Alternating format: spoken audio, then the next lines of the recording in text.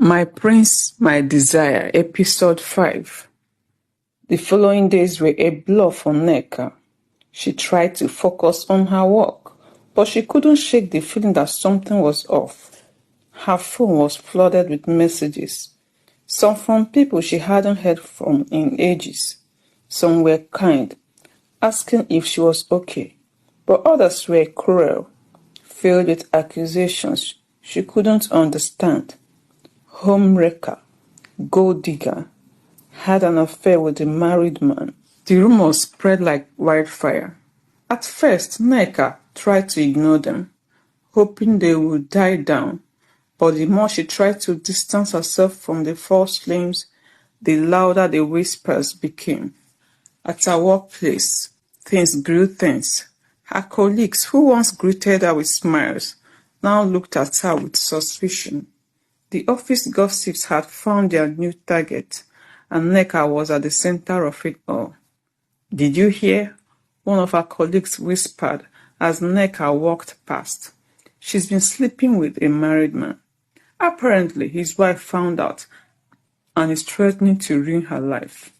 Nneka's heart sank as she overheard the conversation. She knew who was behind it, and she felt the weight of betrayal heavier than ever. That evening, Nneka met with her best friend Amaka at a nearby cafe. Amaka had been supportive through everything, but now Nneka could see the doubts in her eyes.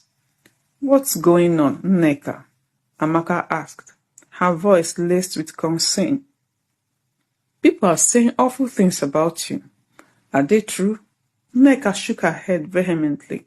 "No, none of it is true, Amaka, I swear. But why would they say such things if there is no truth to it?" Amaka asked, her expression a mixture of confusion and worry. "I don't know," Nneka admitted, her voice breaking. "But I can guess who is behind it." Amaka's face softened as she reached across the table to hold Nneka's hand. "I believe you, but the damage is already done. People believe what they hear. It's going to be hard to clear your name now." Nneka wiped away her tears, trying to steady herself. "I won't let them win. I have to fight for the truth." Meanwhile, Chuka sat in his penthouse, the news about Nneka's alleged affair circulating on social media. His mind was clouded with confusion and anger, but seeing the backlash Nneka was facing made him question everything. He tried to reach Nneka, but she wouldn't pick his calls.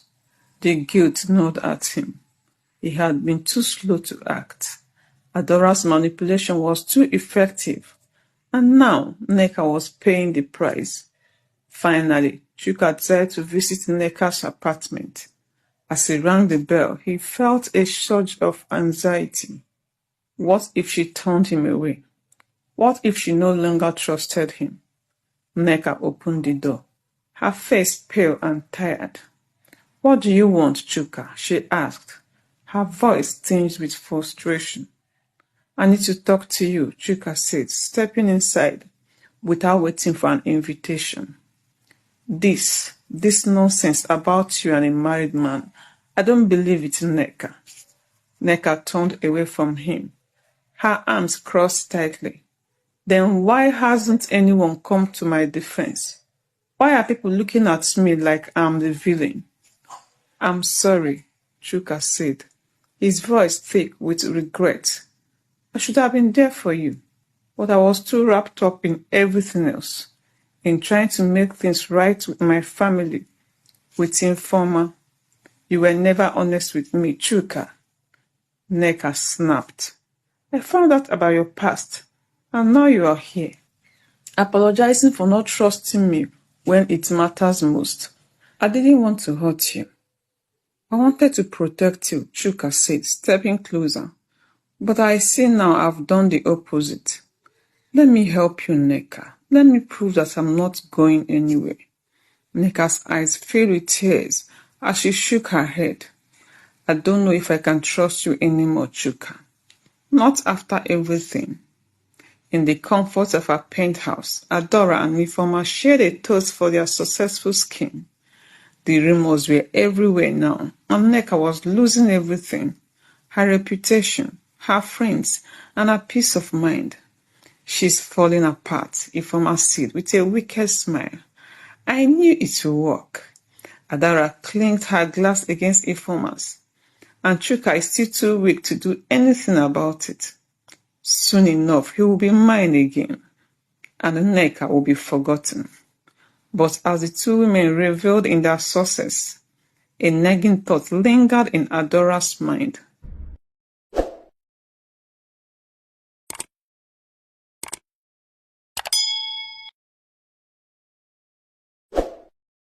In the comfort of her penthouse, Adora and Ifeoma shared a toast for their successful scheme.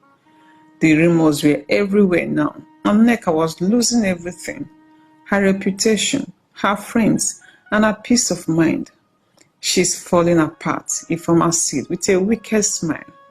"I knew it would work." Adara clinked her glass against Ifeoma's, and Chuka is still too weak to do anything about it. Soon enough, he will be mine again, and Nneka will be forgotten. But as the two women revelled in their success, a nagging thought lingered in Adora's mind. Had they gone too far? Chuka sat in his office, his mind racing as he pieced together the events of the past week. The rumors about Nneka had spread like wildfire, and no matter how much he tried to contain the fallout, the damage was already done. But something didn't add up. His assistant Tunde walked in carrying a folder. "Sir, I have found something you need to see." Chuka opened the folder, his eyes narrowing as he scanned the documents and screenshots.